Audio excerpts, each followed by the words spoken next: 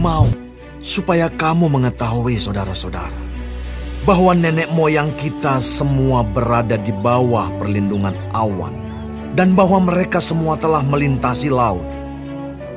Untuk menjadi pengikut Musa, mereka semua telah dibaptis dalam awan dan dalam laut.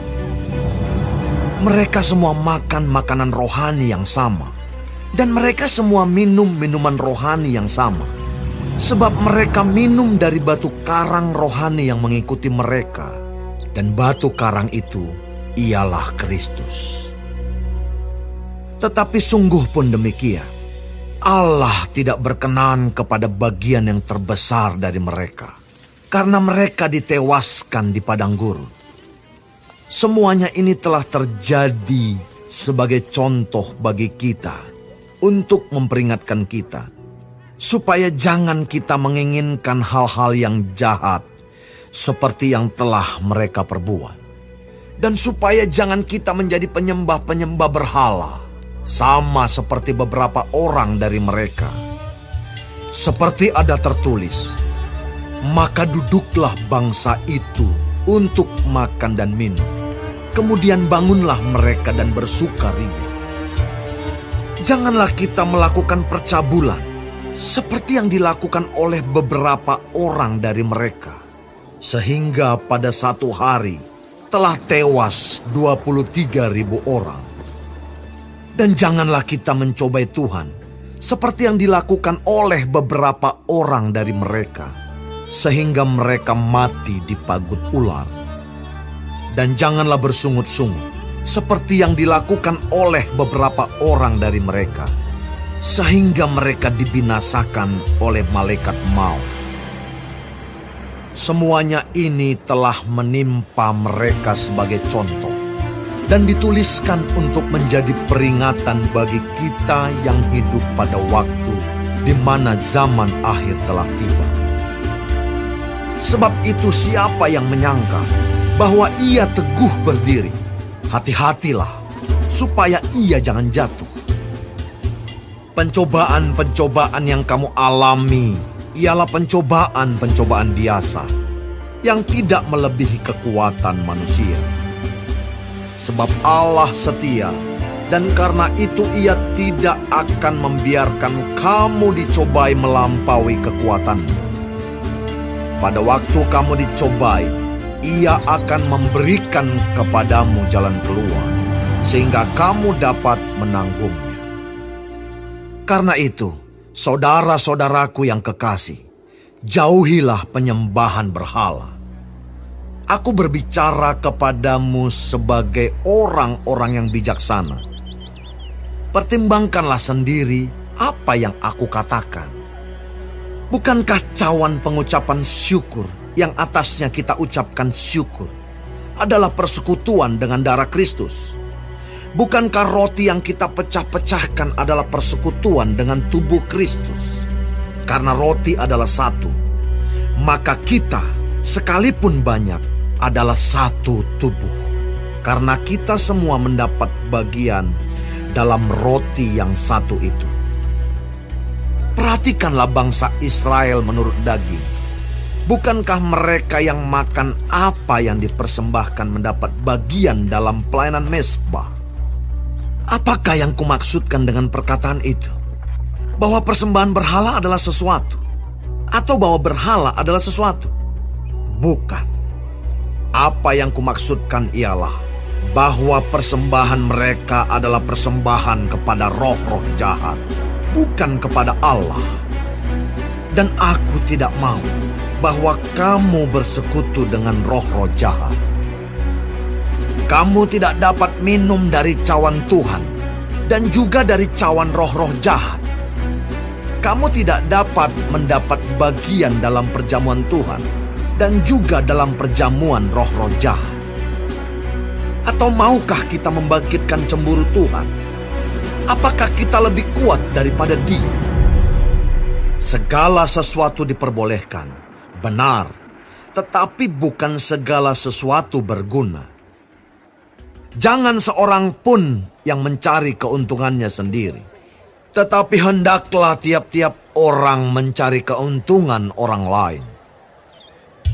Kamu boleh makan segala sesuatu yang dijual di pasar daging, tanpa mengadakan pemeriksaan karena keberatan-keberatan hati nurani. Karena bumi serta segala isinya adalah milik Tuhan. Kalau kamu diundang makan oleh seorang yang tidak percaya, dan undangan itu kamu terima, makanlah apa saja yang dihidangkan kepadamu, tanpa mengadakan pemeriksaan karena keberatan-keberatan hati nurani. Tetapi kalau seorang berkata kepadamu, itu persembahan berhala, janganlah engkau memakannya, oleh karena dia yang mengatakan hal itu kepadamu, dan karena keberatan-keberatan hati nurani. Yang aku maksudkan dengan keberatan-keberatan, bukanlah keberatan-keberatan hati nuranimu sendiri, tetapi keberatan-keberatan hati nurani orang lain itu. Mungkin ada orang yang berkata, mengapa kebebasanku harus ditentukan oleh keberatan-keberatan hati nurani orang lain? Kalau aku mengucap syukur atas apa yang aku turut memakannya, mengapa orang berkata jahat tentang aku karena makanan yang atasnya aku mengucap syukur?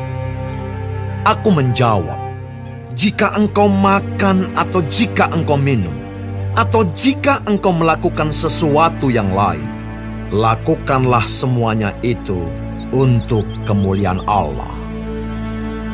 Janganlah kamu menimbulkan syak dalam hati orang, baik orang Yahudi atau orang Yunani, maupun jemaat Allah. Sama seperti aku juga, berusaha menyenangkan hati semua orang dalam segala hal, bukan untuk kepentingan diriku, tetapi untuk kepentingan orang banyak, supaya mereka beroleh selamat.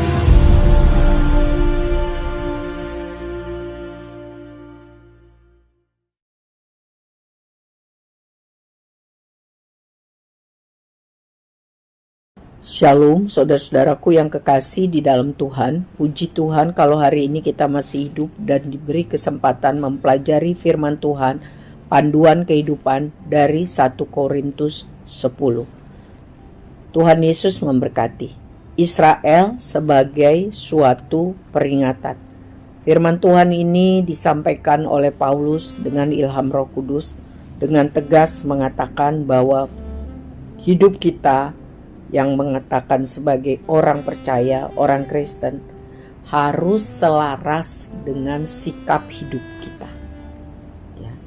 Karena banyak orang mengaku Kristen, tetapi perbuatan, perkataannya tidak sesuai dengan apa yang Tuhan mau. Sebagai gambaran adalah kehidupan orang Israel. Mereka telah banyak mengalami pertolongan, perlindungan, penjagaan Tuhan. Mujizat Tuhan luar biasa. Tetapi mereka tetap hidup dalam dosa, dalam kejahatan, tidak menghormati Tuhan, penyembahan berhala, percabulan, mencobai Tuhan, melawan kehendak Tuhan, ngeluh, ngomel, bersungut-sungut, tidak tahu bersyukur, selalu merasa kurang. Akibatnya Tuhan marah. Sebagian besar dari orang itu yang sudah keluar dari Mesir dengan mengalami perbuatan Tuhan yang dahsyat, mereka tewas di padang gurun. Ini disebutkan supaya orang-orang percaya, jemaat di Korintus, termasuk saya dan saudara hari ini, supaya ingat dan tidak mengulang perbuatan jahat itu. Jangan mengulang kelakuan nenek moyang Israel. Mari kita mengevaluasi hidup kita setiap hari.